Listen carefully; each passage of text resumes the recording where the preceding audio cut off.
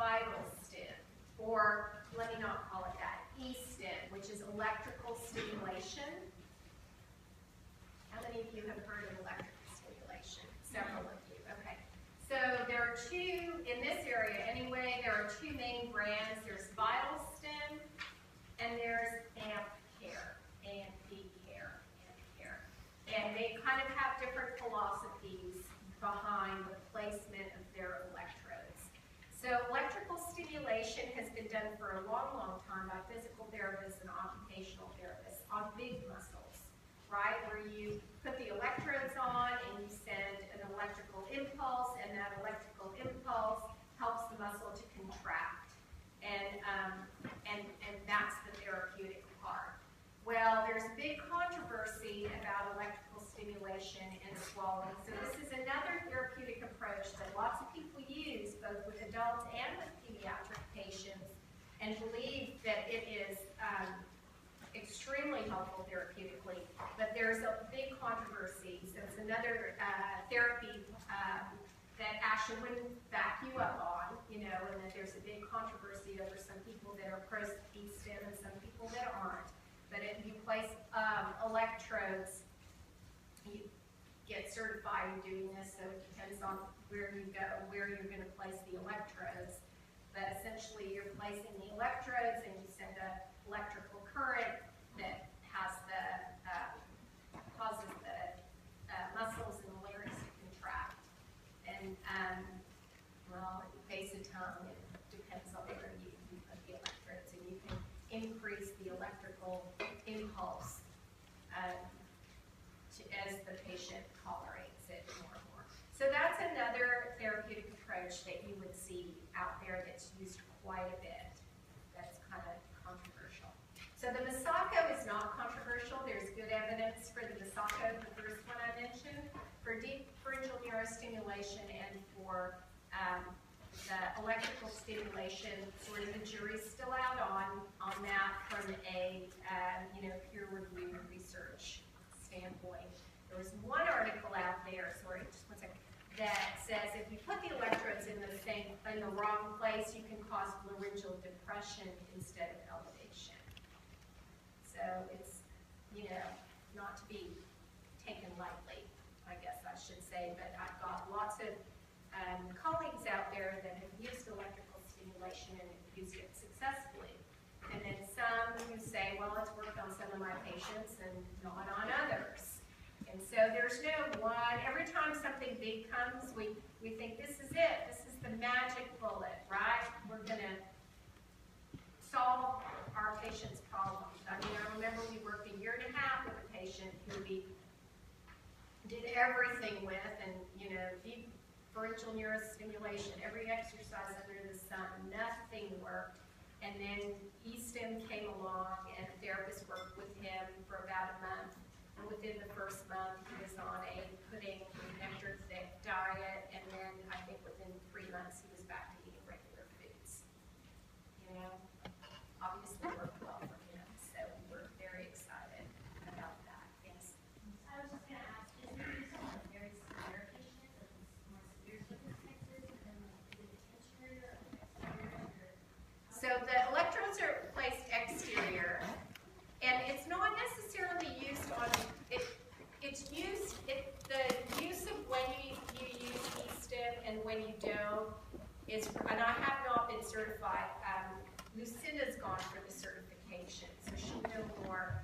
But the use is dependent on what you see on the modified barium swallow as to whether it's a patient, and I don't know exactly what the criteria are for who qualifies, like who's a good candidate versus who isn't. I know there are some populations that are contraindicated, like if you have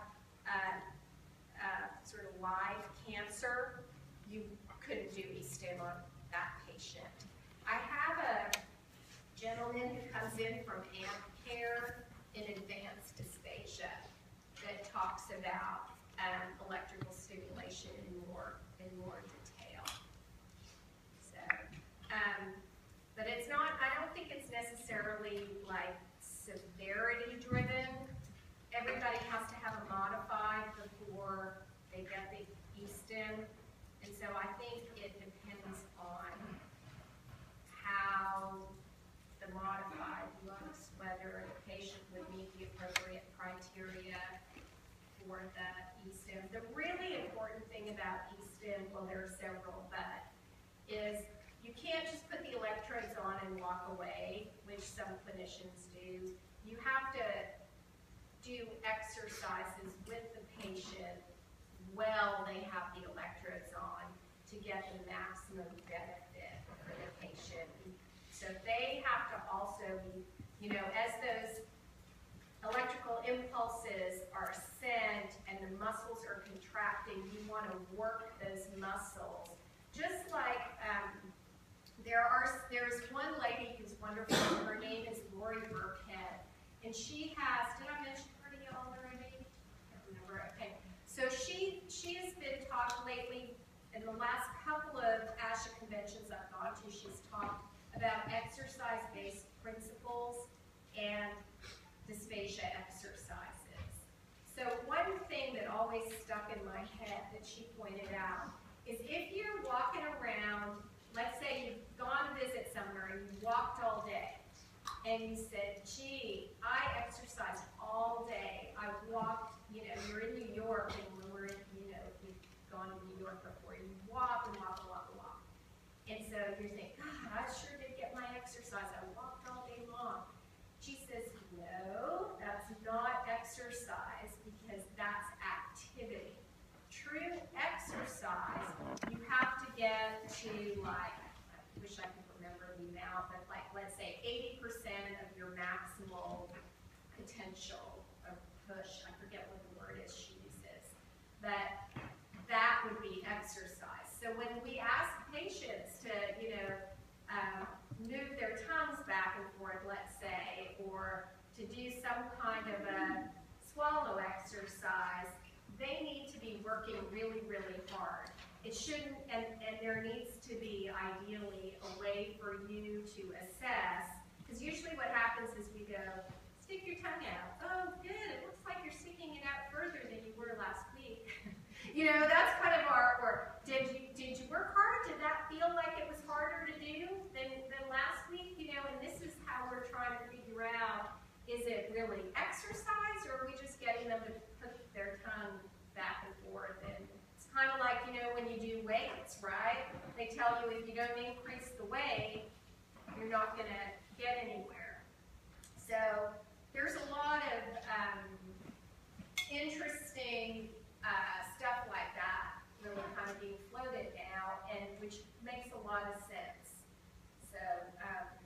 So anyway, I was thinking it would be great to get her to come here and do a talk one day. So that's going on the to-do list after I finish the rest of the stuff on the to-do list. A brief conference with Lori Burkhead. Had that in my head for about 2 years. So anyway, so vital stim is very similar from the standpoint, or E-stim from the standpoint that when you've got those are a similar idea in that you can put those electrodes on, but if you just walk away and you don't have the patient really exercise and use it, they're not going to get any benefit from just getting those little electrical impulses and just those contractions without some effort being put in from the patient.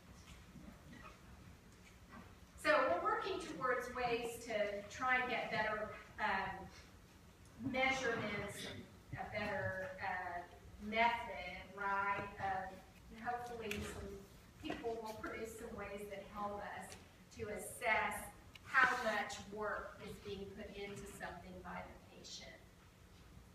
Okay, and before you left, I mentioned that direct management is a term that we use when we're talking about intervention with the client, when we can actually use food and liquid.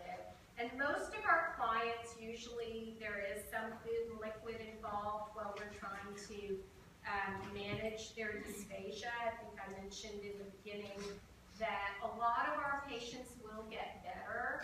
So in that way, it's very rewarding to work in dysphagia or with dysphagia treatment. And we're trying to manage their recovery so that we make sure we can keep them as safe as possible and help them to regain their swallowing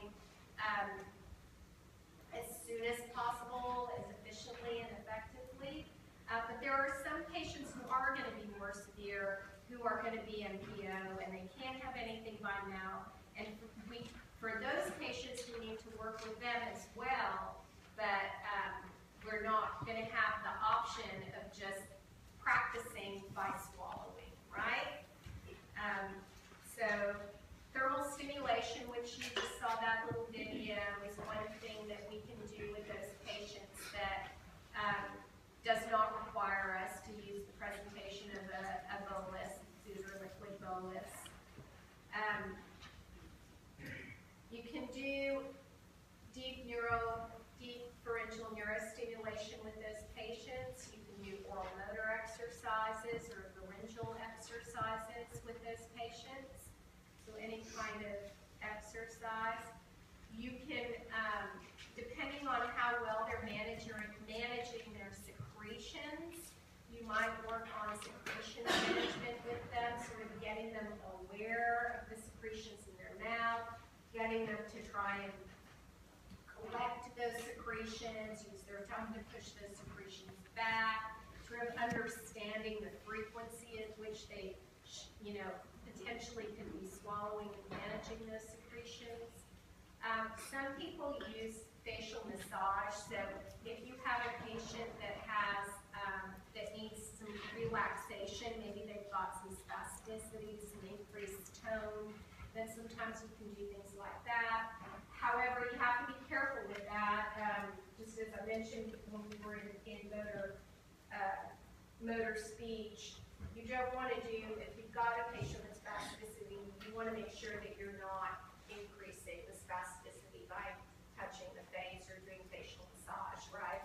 For some people, if that tenses them up even more, then you're having